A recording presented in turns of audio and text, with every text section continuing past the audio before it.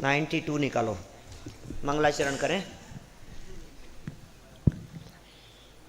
जम जस जम्मि देशे जेण विहाणेण जम्मि कालम्मि नादं जिणेण नियदं जम्मं बाह्यव मरणं वा तं तस्य तम्मि देशे तेण विहाणेण तम्मि कालम्मि कोसक्कदिवारेदुम् इंदो वा तेजिणेन्दो वा एवं जोड़े चेदु जाणदी दवाणी सब बजाए सो सदटे सुधो जो संकदि सो को देटे। क्रमबद्ध पर्याय प्रश्नोत्तरों की यहाँ चर्चा चल रही थी और इस चर्चा में कल एक महत्वपूर्ण बिंदु क्रम और अक्रम के संदर्भ में आया था। अकाल मृत्यु की चर्चा अपेक्षित विस्तार से कर लेने के उपरांत जिज्ञासु ने एक जिज्ञासा व्यक्त की कि इस अकाल मरण में क्रम और अक्रम डाल दो तो अनेकांत भी हो जाएगा। छद्मस्त के ज्ञान के अनुसार अक्रम और केवल ज्ञानियों के अनुसार क्रम, तो ऐसा अनेकांत भी हो जाएगा। तो फिर उसे बहुत अच्छे ढंग से यहाँ घटित किया, सिद्ध किया कि भाई क्रम और अक्रम का अर्थ ऐसा नहीं है कि किसी और वस्तु में क्रम हो और किसी और में अक्रम हो। ये तो एक ही वस्तु में लगनी चाहिए बात। इसमें छद्मस्त के ज्ञान, अल्प ज्ञान, अज्ञान, पूर्ण ज्ञान, इनकी अपेक्षा नहीं होती है। वस्तु का स्वरूप जैसा है वो थोड़ी ना बदल जाएगा अज्ञानी के अज्ञान की अपेक्षा से। किसी को यदि अल्प ज्ञान है, अपूर्ण ज्ञान है, अधूरा है, विपरीत ज्ञान है, किसी को सम्यक ज्ञान है और किसी को पूर्ण ज्ञान है, तो इससे क्या फ़र्क पड़ता है? जान लेने से वस्तु की अवस्था में कुछ फ़र्क नहीं पड़ता है। वस्तु स्वरूप में ज्ञान से रंच मात्र भी फर्क नहीं पड़ता। सो फिर क्या करें भाई, अनेकांत का क्या होगा? तो का क्रम और अक्रम के अनेकांत के संदर्भ में समय सार का एक कोटेशन यहाँ प्रस्तुत किया दूसरी गाथा की टीका का, जिसमें क्रमवर्ती होने से पर्यायों के लिए क्रम शब्द का प्रयोग किया जाता है और सहवर्ती होने से गुणों के लिए अक्रम शब्द का प्रयोग किया जाता है। तो गुण अक्रम है, पर्याय क्रम है, और गुण पर्यायवद्ध होने से वस्तु में ये दोनों बातें लागू हो जाती है, अनेकांत घटित हो जाता है। क्रम अक्रम दोनों सिद्ध हो गए, ठीक है। और यदि आपको अकेला पर्यायों में क्रम अक्रम घटित करना हो तो वो भी यहाँ तर्क दिया गया था और ये कहा गया था कि भाई पर्याय जो है एक गुण की पर्याय की अपेक्षा से देखोगे तो क्रम होगा और अनंत गुणों की एट ए टाइम होने वाली पर्यायों की अपेक्षा से देखेंगे तो अक्रम भी घटित हो जाएगा। देखिए पेज नंबर 92 पर 14 नंबर का प्रश्न है। अकाल मृत्यु के संदर्भ में आपने ही तो घड़े के पानी और अपराधी के जेल से छूटने आदि का उदाहरण देकर यह बताया था कि केवली के ज्ञान के अनुसार तो मरणादि कार्य स्वकाल में ही होते हैं, किंतु ज्योतिष आदि शिवोपशम ज्ञान के अनुसार जो भी मरणादि संबंधी भविष्य बताया जाता है उसमें आयु के अपकर्षण आदि के द्वारा फेरफार भी हो जाता है। इससे तो यही प्रतीत होता है कि केवली के ज्ञानानुसार पर्याय क्रमबद्ध और हमारे ज्ञानानुसार अक्रमबद्ध। उत्तर, उक्त उदाहरणों में तो यह सिद्ध किया गया था कि मरणादि प्रत्येक कार्य होता तो स्वकाल में ही है,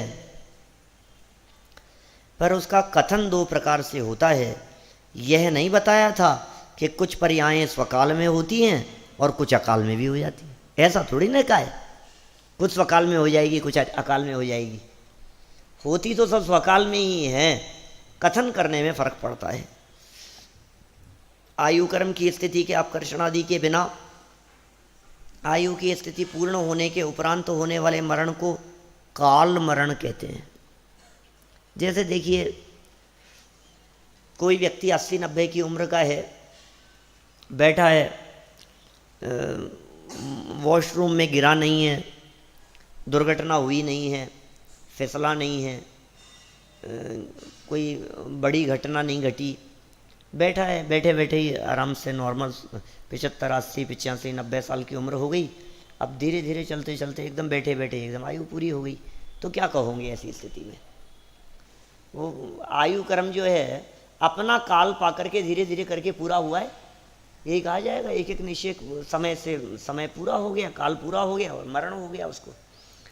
तो ऐसे मरण को तो काल मरण कह दिया। और आयु कर्म की स्थिति का अपकर्षण आदि से होने वाले मरण को अकाल मरण कहा जाता है। अकाल मरण का आशय स्वकाल के बिना होने वाले मरण से नहीं है। अकाल मरण का अर्थ अपितु आयु कर्म के अपकर्षण आदि से है अकाल का संबंध। आयु के अपकर्षण आदि के कारण अकाल मरण उसकी संज्ञा मात्र है। वास्तव में तो प्रत्येक कार्य स्वकाल में ही होता है। मोक्ष एवं सम्यक्त्व संबंधी कार्य के संबंध में कलश टीकाकार पांडे राजमल जी लिखते हैं, यह जीव इतना काल बीतने पर मोक्ष जाएगा, ऐसी नोंद केवल ज्ञान में है। नोंद जानते हैं क्या होता है? नोंद खचित, नक्की, फिक्स है, कहते हैं ना, नोंद है माने कीलित है। इस तरह से यद्यपि सम्यक्त्व रूपी जीव द्रव्य परिणमता है, जीव द्रव्य ही सम्यक्त्व रूप परिणमेगा, तथापि काल लब्धि के बिना करोड़ उपाय किए जाएं तो भी जीव सम्यक्त्व रूप परिणमन योग्य नहीं है। कोई भी घटना नवीन घटित नहीं होती। लो एक प्रमाण प्रस्तुत किया यहाँ, अपितु वह पहले से ही स्थित है, निश्चित है। वह तो मात्र स्वकाल में प्रकट होती है। इस प्रकार का भाव सापेक्षवाद के प्रबल प्रचारक प्रसिद्ध वैज्ञानिक आइंस्टीन ने भी व्यक्त किया है, जो कि इस प्रकार है, events do not happen, they already exist and are seen on the time machine. कोई भी घटनाएं घटती नहीं हैं, वे पहले से ही विद्यमान हैं और काल चक्र पे, समय चक्र पे देखी जाती है। देखो इस बात को समझाने के लिए एक उदाहरण आप लोगों को दिया था मैंने पहले। कोई भी वीडियो देखते समय, कोई मूवी देखते समय, कोई सॉन्ग सुनते समय, कोई ऑडियो सुनते समय जो बात अभी आई नहीं है, वो प्रकट नहीं हुई है, अपने समय पे प्रकट होने वाली है, बस इतना ही तो है। तो आइंस्टाइन का भी यही कहना है कि वो टाइम मशीन पर वो खचित है, वो अपने टाइम के साथ में। टाइम पूरा जिस समय उसका समय आएगा उस समय वो दिखाई देगी, समय चला जाएगा वो घटना चली जाएगी, नया समय होगा नई घटना होगी। तो ये सब बातें हैं, मौजूद हैं। सर्वज्ञ के ज्ञान के आधार पर तो ये बात स्पष्ट दिखती है अपने को, केवल ज्ञानियों के ज्ञान के आधार पर। जैसे हमने कही थी ना आपको इस तरह की बात, इसके क्या नाम है इसका, संवेग, संवेग के दाढ़ी मूछों की बात कही थी ना, आ गई कितने समय में? 1 महीना हो गया उस बात को, हैं 15-20 दिन हो गए। शिविर की तो बात है, 11 अगस्त ही तो चल रहा है अभी। 5-7 अगस्त की बात मान लो, 5 अगस्त की बात होगी, तो 20 दिन हो गए। तो देखो आप, वो पहले नहीं थी, अब आ गई, तो समय रूपी मशीन पर देखी जा सकती है, उसमें क्या है। तो इस तरह की बहुत सारी बातें आप घटित करके देख सकते हैं, जो घटनाएं नई नहीं घटती है। माने भविष्यवेत्ता लोग इस बात को पहले से जानते हैं, तो यदि वो उस जगह पर नहीं है तो जानेंगे कैसे? ज्योतिषियों ने बतला दिया, भविष्यवेत्ताओं ने बतला दिया, निमित्त ज्ञानियों ने बतला दिया, अवधि ज्ञानियों ने जान लिया, मने परिय ज्ञानी जान लिए, केवल ज्ञानी जान लिए।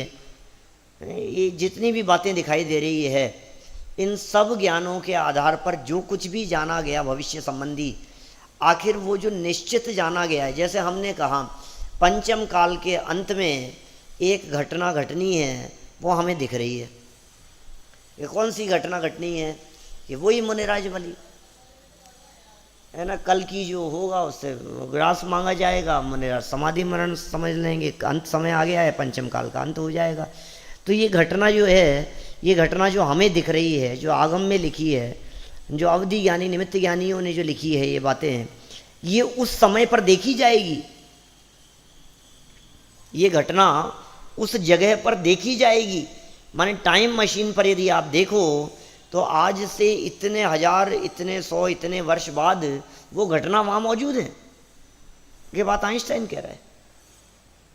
बोलो आप देखिए जरा 94 नंबर पेज पर फिर प्रश्न उठाया।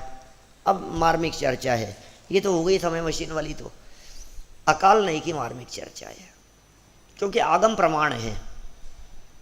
देखिए शास्त्रों में एक अकाल नय भी तो आता है, नय है एक। नय माने क्या होता है? दृष्टिकोण है, अपेक्षा है। काल नय से कार्य स्वकाल में होता है और अकाल नय से अकाल में भी हो जाता है। ऐसा माने तो क्या आपत्ति है? दर्शन काल नय से काम काल में होता है, अकाल नय से अकाल में होता है।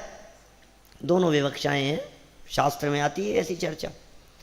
तो कह रहे हैं भाई अकाल नय का अर्थ यह नहीं कि कार्य स्व समय में न होकर असमय में हो जाता है, ये अर्थ नहीं है इसका। कार्य तो पांचों समवायों के मिलने पर ही होता है, पर जब एक कारण को मुख्य करके कथन होता है तब अन्य कारण गौण रहते हैं, उनका अभाव नहीं होता, एक मुख्य करके कथन होता है। जैसे निसर्गत सम्यक दर्शन भी देशनालब्धि बिना नहीं होता और अधिगमत सम्यक दर्शन भी स्वभाव के आश्रय से ही होता है।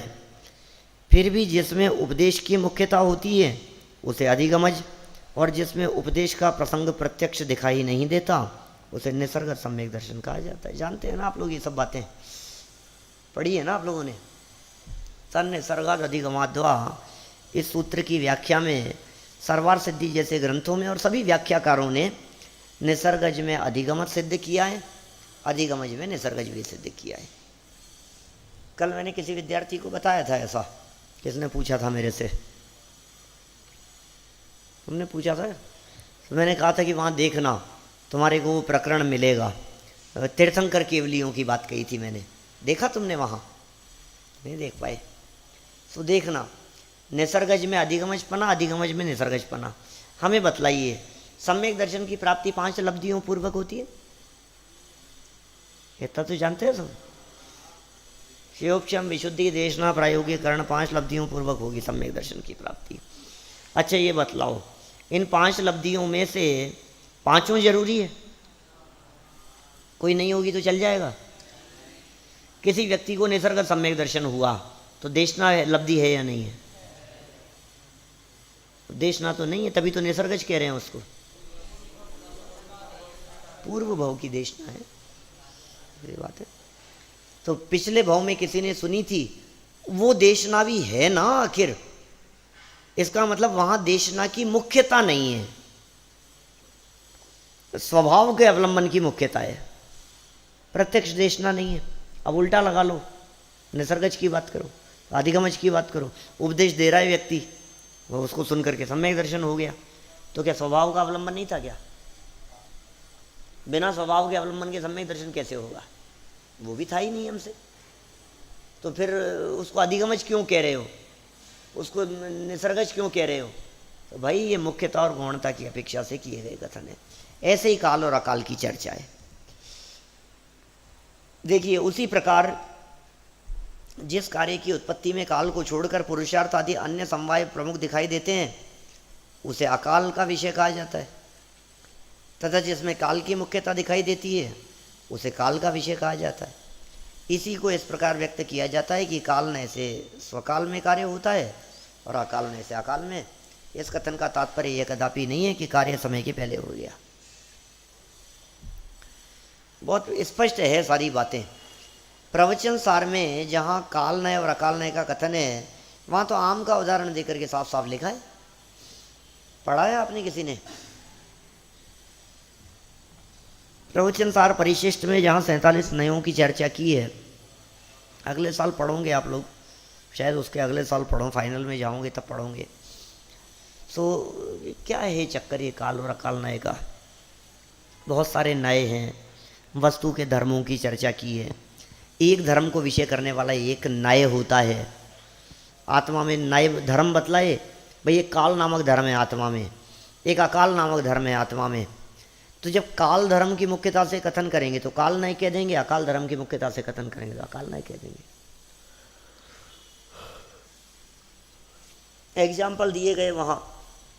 एग्जाम्पल में कहा गया कि देखो कभी ऐसा होता है, आम जब पकते हैं, वो देखे हैं आपने, डाल पर लगे हैं, आम के वृक्ष लगाए गए, वृक्ष लग गए, बहुत समय बाद में धीरे धीरे उसमें फल आने लगे और महीने 2 महीने में जाकर के वो जाकर के फल जाकर के पक करके तैयार होते हैं। कितना टाइम लग गया इनको? कच्चे हैं अभी। बोले कितना टाइम लगेगा? बोले अभी कम से कम डाल पर इनको 15 दिन और लगेंगे पकने में, 1 महीना और लगेगा। अभी तो छोटे छोटे से हैं ये बड़े होंगे, हरे होंगे, फिर पीले होंगे, पकेंगे, उन्हें बहुत टाइम लगेगा, 20 दिन तो कम से कम लगेंगे। तो क्या करता है किसान कि वो कच्ची अवस्था में, जब वो कैरी होती है, जब वो बहुत खट्टे होते हैं, उस अवस्था में उनको तोड़ लेता है। उस अवस्था में तोड़कर उन्हें पाल में पका दिया जाता है। पाल जानते हैं आप, घास जैसी होती है, उसमें रख देते हैं उसको, 2 दिन में पक करके तैयार हो जाता है। जो आम 20 दिन में पकना था 2 दिन में पक गया। तो इस उदाहरण के माध्यम से यह बतलाया गया कि काल नय से इस भगवान आत्मा के कार्य की सिद्धि डाल पर पकने वाले आम के समान समय पर आधार रखने वाली सिद्धि वाला है। काल नय से डाल पर पकने वाले आम के समान समय पर आधार रखने वाली सिद्धि।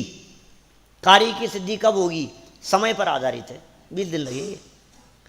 और अकाल नय की दृष्टि से काल पर पाल में पकाए गए आम के समान समय पर आधार न रखने वाले कार्य की सिद्धि वाला है।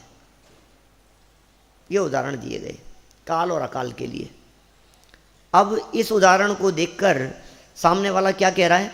देखो, एक में तो काम समय पे हुआ, दूसरे में समय से पहले हो गया। ये दिख रहा है ना, ये 20 दिन में जो वहाँ लगे थे वो उनको 20 दिन लग गए, जिनको तोड़ लिया गया 2 दिन में पक गए। तो समय से पहले हो गया ना काम। तो अकाल नय तो यही कह रहा है। सुनो, अकाल नय में ये नहीं कहा कि समय से पहले हो गया। अकाल नय में ये कहा समय पर आधार नहीं रखने वाली सिद्धि वाला है। समझ में आ रही है बात?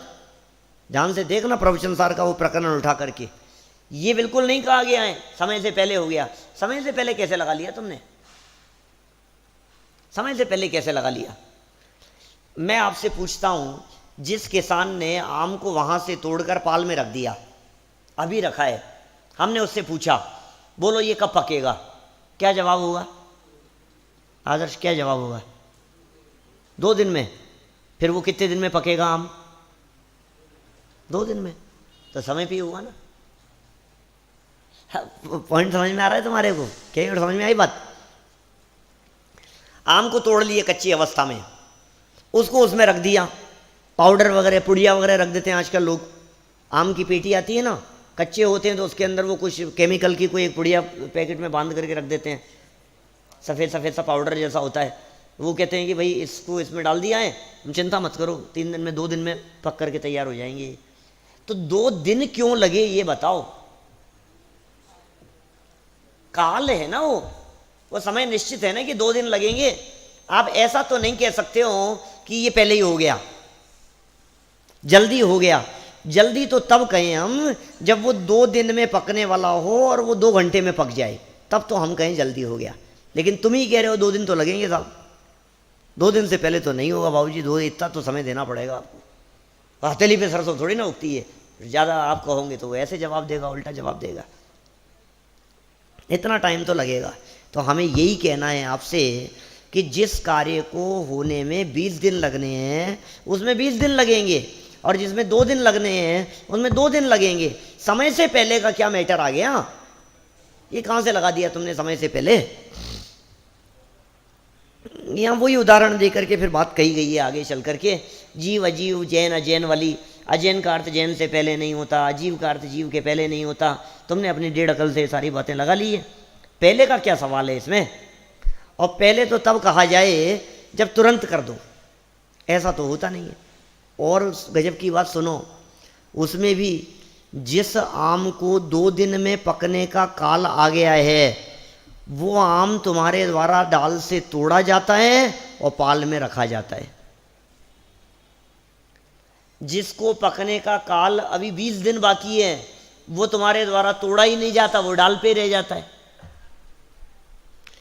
जिस आम को पकने के में अभी 4 दिन का काल बाकी है, उस आम को तोड़ लेने के बावजूद भी तुम उसे उस पाल में नहीं रख पाते। 2 दिन तक वो बाहर ही ऐसे ही पड़ा रहता है। फिर 2 दिन बाद में विचार आता है कि इसको रख दे में पकने के लिए। तो एक एक आम का काल निश्चित है। आपके इस काल और अकाल नय की चर्चा से वो क्रमबद्ध में रंच मात्र भी फर्क नहीं पड़ता। इसमें तो ये कहा गया है काल पर आधार रखने वाली सिद्धि और काल को छोड़कर या समय पर आधार नहीं रखने वाली सिद्धि। तो काल पर आधार रखने वाली सिद्धि माने काल लब्धि, और काल पे आधार नहीं रखने वाली सिद्धि माने अन्य समवायों की मुख्यता से होने वाली सिद्धि।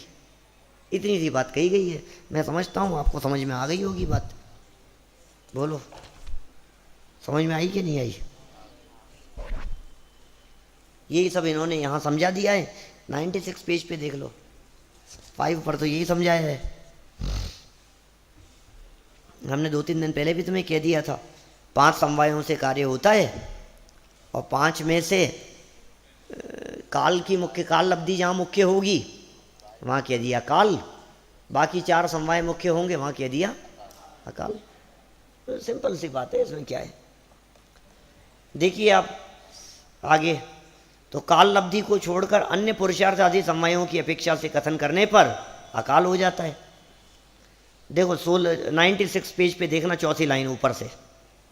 बात थोड़ी सूक्ष्म है, बात थोड़ी बारीक है, पर समझने योग्य है। इसे समझे बिना इसके रहस्य को समझ पाना संभव नहीं है। सूक्ष्म अवश्य है, पर समझ में न आवे ऐसी नहीं है। अतः यदि उपयोग को सूक्ष्म कर श्रद्धापूर्वक समझने का प्रयत्न किया जाए तो समझ में आ सकती है। सूक्ष्म तो है, समझ में आ सकती है। काल नय और अकाल नय का क्रमबद्ध पर्याय से कोई विरोध नहीं है, अपितु ये नए क्रमबद्ध पर्याय के साधक ही हैं। कि साहब जयपुर खानिया तत्व चर्चा में भी तो आखिर ये चर्चा उठाई होगी। क्रमबद्ध पर्याय का विरोध करने वालों के मूल मुद्दे ही यही थे, तो उठाई थी साहब, वहाँ भी उठाई थी, आगम प्रमाण प्रस्तुत किया था। ये देखो यहाँ ये लिखा है। तो क्या क्या चर्चा, क्या निष्कर्ष निकला वहाँ? विचार कर देखा जाए तो काल में, काल नय में काल की विवक्षा है, और अकाल नय में काल को गौण कर अन्य हेतुओं की विवक्षा है। लो, स्पष्ट हो गई बात। जहां अन्य हेतुओं को गौण कर काल की प्रधानता से कार्य को दृष्टि पथ में लिया जाता है, वहाँ वह काल नय का विषय होता है। और जहाँ काल को गौण कर अन्य विवक्षित, विवक्षा या विविक्षा लिखा है, मात्रा हटेगी, विवक्षा या प्रयोग से प्राप्त हेतुओं की प्रधानता से कार्य को दृष्टि पथ में लिया जाता है, वहाँ वह अकाल नय का विषय होता है। ये लिखी है बात वहाँ जयपुर खानिया तत्व चर्चा में। इस प्रकार एक ही कार्य काल नय का भी विषय है और अकाल नय का भी। यदि ऐसा न माना जाए तो इन्हें नए वचन कहना संगत नहीं होगा। कितना स्पष्ट है। नए कहते ही उसे हैं जहाँ मुख्यता गौणता होती है। नए तो उसे कहा जाता है जहाँ विवक्षा होती है। नए तो उसे कहा जाता है जहाँ देखने का दृष्टिकोण होता है। दृष्टिकोण बदलेगा तो नए बदल जाएगा। बात एक ही है, उसमें काल को मुख्य कर दिया तो काल नय हो गया। और उसी घटना को देखते समय हमने दूसरे कारणों को मुख्य किया तो अकाल हो गया। तो ये तो इतना सा है बस, और क्या है भाई। ये मुख्यता गौणता ही तो हुई है, और हुआ क्या है। आप नए कह रहे हो, काल नए, अकाल नए, ये दो अलग अलग बातों को देखते हैं। नए एक ही बात को देखता है, देखने का नजरिया अलग अलग होता है, उसका नाम नए है। देखेगा एक बात को, देखेगा अलग अलग एंगल से। काल के एंगल से देखा, काल नए हो गया। दूसरे एंगल से देखा, अकाल नए हो गया। स्पष्ट है कि आचार्य अमृतचंद्र के उक्त कथन में कोई पर्याय क्रम नियमित होती हैं और कोई पर्याय क्रम अनियत होती हैं, यह त्रिकाल में सिद्ध नहीं होता। प्रत्युत इससे यही सिद्ध होता है कि सभी कार्य क्रम नियत होकर भी वे विवक्षा भेद से काल और अकाल इन दोनों नयों के विषय हैं, दोनों नयों के विषय। फिर प्रश्न कर लिया, इस प्रकार के प्रयोग लोक में तो प्रचलित नहीं है। तुमने तो कह दिया काल अकाल, इसको काल कह दिया, बाकी सबको तुमने अकाल कह दिया। ये जो बातें तुम कह रहे हो, ये बात को जच नहीं रही है। लोक में कौन कौन ऐसा कहता है काल को छोड़ करके अकाल कह दो? ऐसा तो नहीं होता है। होता है भैया, होता है, क्यों नहीं। काल के अतिरिक्त अन्य समवायों को अकाल कहने जैसे प्रयोग जनवाणी में तो मिलते ही हैं, जैसे जीव अजीव वाले उदाहरण से स्पष्ट है। ऐसे और भी मिल जाते हैं। मूर्ति का मूर्तिक कह देते हैं अपन, चेतन अचेतन कह देते हैं। ऐसे ऐसे कितने सारे प्रयोग मिल सकते हैं, जिन प्रयोगों में आ लगा करके विरोधी बना लिया गया है। लोक में भी ऐसे प्रयोग प्रचलित हैं। अजैन शब्द भी हम जैन धर्मावलंबियों को छोड़कर अन्य धर्म वालों के लिए प्रयोग करते ही हैं। अजैन में हिंदू, मुसलमान, ईसाई आदि सभी आ जाते हैं। जब हम यह कहते हैं कि वह अजैन है, तो इसका अर्थ हिंदू, मुसलमान, ईसाई आदि कुछ भी हो सकता है। अजैन का अर्थ तो कुछ भी हो सकता है। अजैन का अर्थ हिंदू थोड़ी ना होता है। अजैन माने क्या होता है? मुसलमान, सब कोई भी हो सकता है, जो जैन नहीं है वो सब। जब हम ये कहेंगे कि यह काम अजैनों के सहयोग से संपन्न हुआ, तो हमारे आशय में जैनों को छोड़कर अन्य अनेक संप्रदाय वाले ही अपेक्षित होते हैं।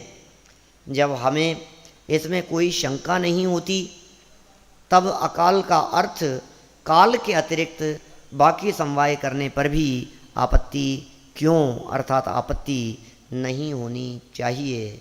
अकाल का अर्थ आज तक हमारे ध्यान में नहीं आया, तो इसका अर्थ यह तो नहीं कि उसका यह अर्थ अनुचित है। हमारे ध्यान में तो बहुत सी बातें नहीं हैं। वस्तु की व्यवस्था क्या हमारे तुम्हारे तुच्छ क्षयोपशम ज्ञान के आधार पर संचालित है? अनगिनती कितनी बातें ऐसी है जो हमारे तुम्हारे ज्ञान में नहीं है। हमें तो पता ही नहीं था, ऐसा कैसे हो सकता है। तो तुम्हें पता नहीं था तो हम क्या करें?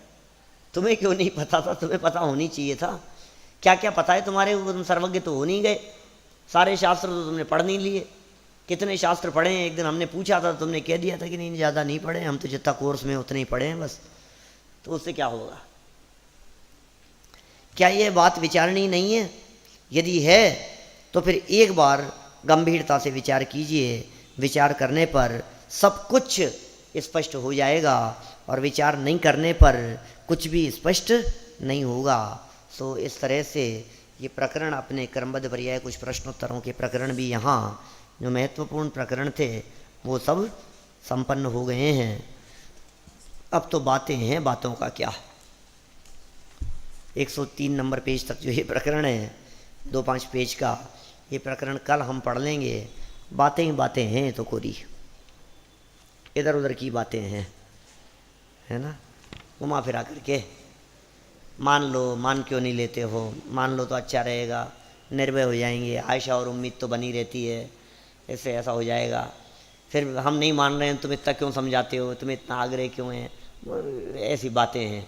जो कहना था क्रमबद्ध के संबंध में सो तो सब कहा जा चुका है। कल इस प्रकरण को पढ़ करके अपन संपन्न कर लेंगे, फिर परसों से तुम्हारी छुट्टी हो जाएगी, जैसे तुम 10 लक्षण की तैयारी कर लोगे। ठीक है ना? चलो हैं, फिर 10 लक्षण के बाद में 2 दिन क्लास लगाएंगे अपन, 2 या 3 दिन। कब आ जाएंगे आप लोग? 15 को आएंगे, मैं 16-17 को आऊँगा। 17 से लगा लें।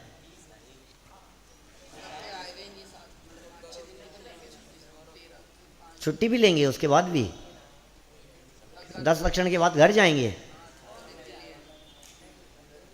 घोषणा हो गई कि यहाँ छुट्टी होगी? हाँ चलो कोई बात नहीं। तो फिर अपन ऐसा करेंगे, बात करता हूँ मैं, क्योंकि मुझे नए चक्र की क्लास शुरू करनी है, सेकेंड ईयर फाइनल की, तो मैं फिर उसे ही शुरू करता हूँ। बीच में 2 दिन के लिए अपन यहाँ क्लास लगाएंगे क्रमबद्ध की, समय आगे पीछे कर लेंगे कुछ ऐसा। तो उस कक्षा में हम महत्वपूर्ण बातें देख लेंगे, एक बार पूरे प्रकरण को घुमा लेंगे अपने उपयोग में, है ना? रिवीजन हो जाएगा पूरा, तो विषय पूरा स्पष्ट हो जाएगा। ठीक है?